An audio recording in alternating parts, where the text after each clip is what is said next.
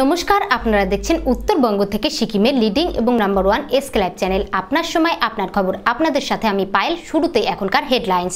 A one-stop shop for all your technology needs. Computer and hardware to high-speed copiers. Kusum Infotech. Create your own world in your way. PIS. UP General Store offers their customers complete set of home and office furniture. Apollo Clinic now in Siliguri. গুন্ডাকে দেওয়ার জন্য পয়সা আছে, DA দেওয়ার টাকা নেই, মমতাকে কটাক্ষ মোদির। মোদি হারাতঙ্ক রোগে ভুগছেন, নদিয়া থেকে পাল্টা কটাক্ষ মমতার। তৃতীয় দফার ভোটের জন্য বিশেষ পর্যবেক্ষকের দাবিতে আসছে 50 কোম্পানি বাহিনী।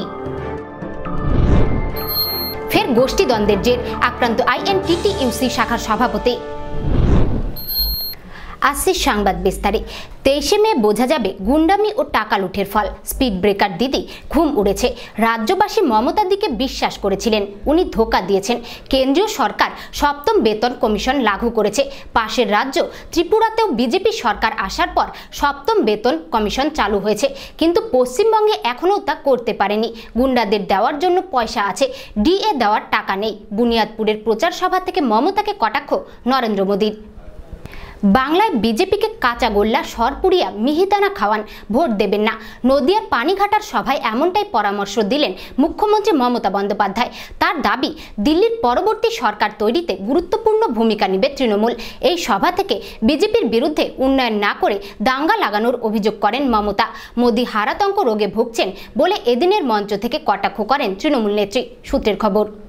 কংগ্রেস ও তৃণমূল কংগ্রেসের সংঘর্ষে উত্তাল চোপড়া ব্লকের দয়ারামগঞ্জ। আগুন ধরিয়ে দেওয়া হয় মনসুর আলম নামে এক কংগ্রেস সমর্থকের বাড়িতে।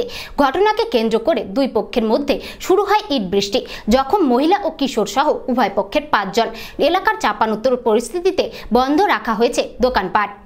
এ রাজ্য থেকেও প্রার্থী হন পশ্চিমবঙ্গের আপনাকে দরকার। রাজ্য বিজেপির হয়ে প্রধানমন্ত্রী নরেন্দ্র মোদীকে অনুরোধ করলেন বিজেপি নেতা মুকুল রায়।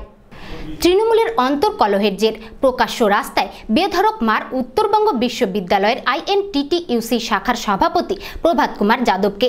অভিযোগের তীর তৃণমূলের ব্লক কার্যকরী সভাপতি দুর্লভ চক্রবর্তীর বিরুদ্ধে। আক্রান্ত সভাপতি উত্তরবঙ্গ মেডিকেল কলেজ ও হাসপাতালে চিকিৎসাধীন। অঞ্চল প্রেসিডেন্ট এবং জেলা নেতৃত্বে প্রথমবার অনুসারে বলেছিল যে তোমরা দেখে হচ্ছে ভোটের আগের দিন হচ্ছে কাজগুলো করতে। আমি সেই কাজ করতে গিয়ে আমাকে দুর্লভ চক্রবর্তী, প্রতিম খাসনবিশ, সঞ্জয় দেবনাথ এবং আরও অন্য দুষ্কৃতীরা, এরা আমাকে বলেছিল বিজেপিতে ভোটটা করাতে। আমি যেহেতু একজন বুথ প্রেসিডেন্ট এবং বুথের আমি জেলার নির্দেশ এবং আমার মাননীয় অঞ্চল প্রেসিডেন্ট নির্দেশে আমি সেটা করিনি বলে আজকে আমার উপর হামলা করেছে। মুর্শিদাবাদে 140, মালদায় 106। সোমবারের মধ্যেই রাজ্যে আসছে 50 কোম্পানি বাহিনী। তৃতীয় দফার ভোটের জন্য আরও 50 কোম্পানি বাহিনীর দাবি জানিয়েছিলেন বিশেষ পর্যবেক্ষক অজয় নায়েক। সেই দাবি মতোই সোমবার সকালের মধ্যেই রাজ্যে আসছে আরও 50 কোম্পানি বাহিনী। এর মধ্যে বিএসএফ রয়েছে 25 company, Indo Tibetan border police 15 company ও সিআইএসএফ রয়েছে 10 কোম্পানি। সূত্রের খবর।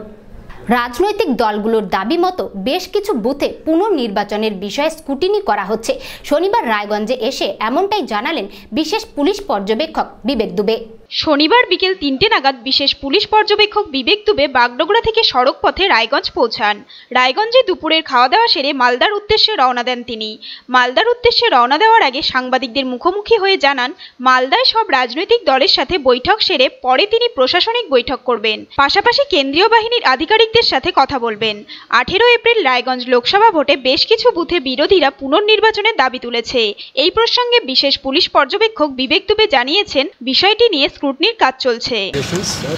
Then I'll go to Balurghat.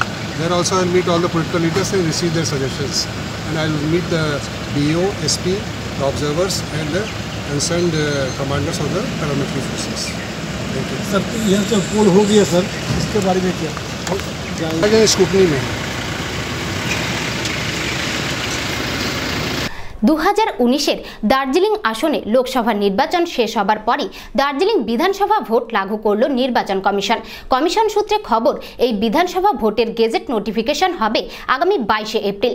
সেদিন থেকে জমা দেওয়া যাবে মনোনয়ন পেশ করার শেষ দিন 29শে এপ্রিল, আর মনোনয়নের স্ক্রুটিনি হবে 30শে এপ্রিল। এখন একটু বিরতি, ফিরে আসি বিরতির পর। Apollo Clinic, expertise closer to you. Apollo Clinic, now in Siliguri. Services offered: doctor consultation, all kind of blood tests, USG, echocardiography, TMT and PFT, including Apollo Dental Clinic. Apollo Clinic, Golden Enclave, near Don Bosco More, Sevok Road, 2nd Mile, Siliguri. Mobile number 8900293111.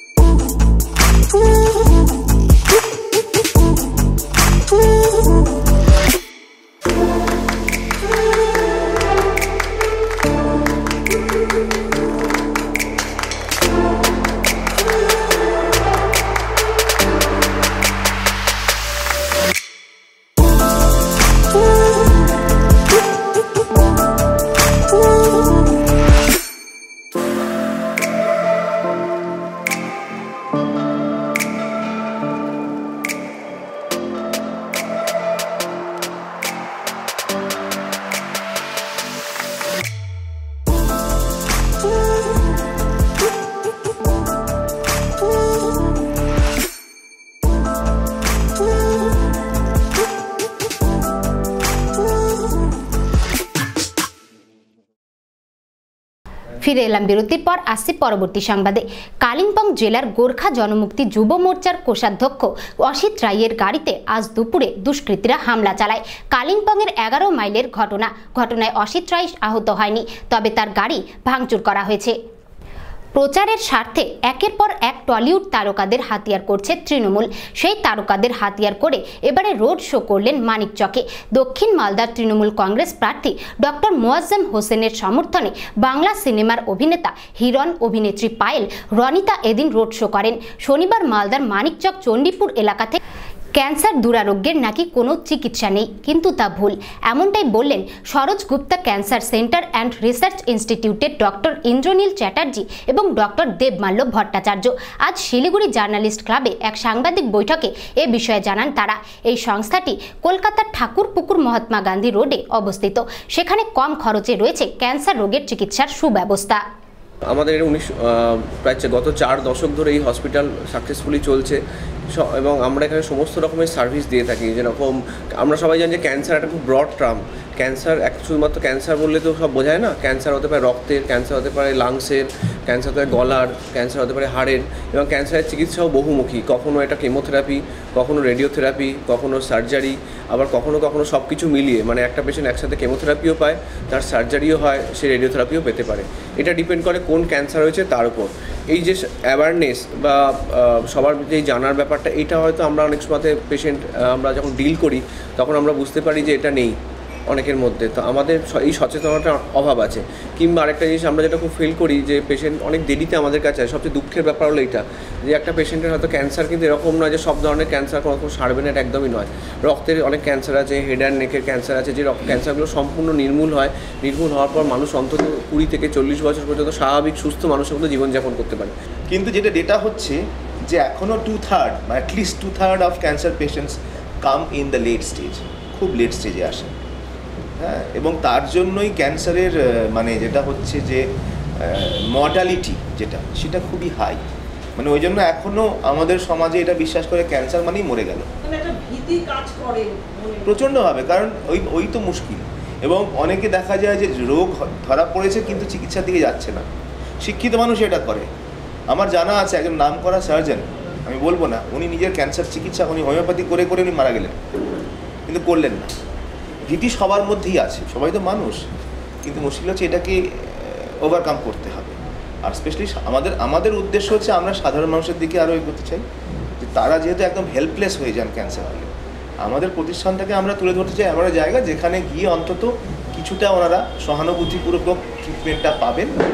স্বস্তি ফিরে পেল বাসিন্দারা। গত শুক্রবার ময়নাগুড়ির ব্যানকান্দি এলাকায় জমিতে চাষ করতে গিয়ে প্রাপ্তবয়স্ক চিতাবাঘের হানায় জখম হয় কয়েকজন।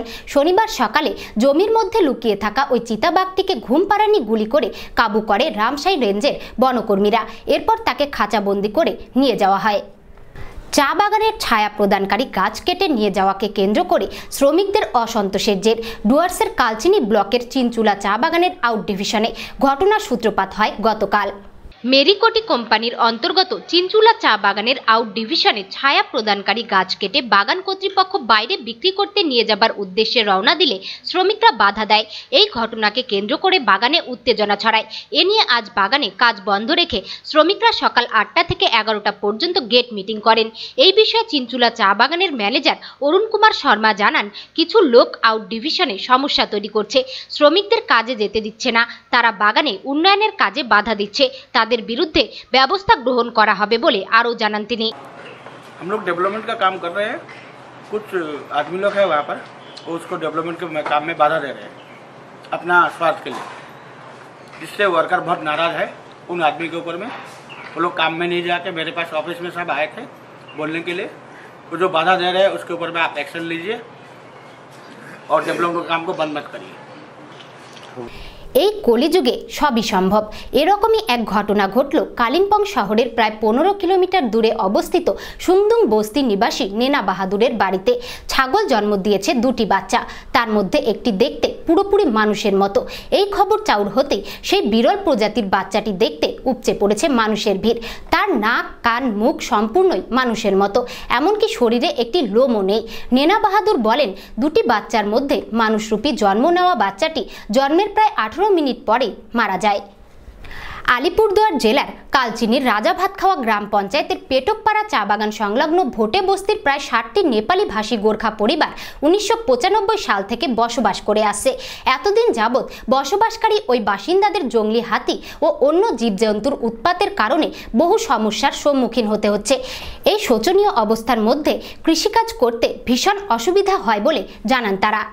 ডুয়ার্সের কুমার গ্রামের মহাকালগুড়ি, মহাকাল ধাম এবং কদমপুর গ্রামে শনিবার বক্সা জঙ্গল থেকে একটি বাইসন বের হয়ে গ্রামে উৎপাত চালায়। ঘটনায় গুরুতর জখম 2 যুবক।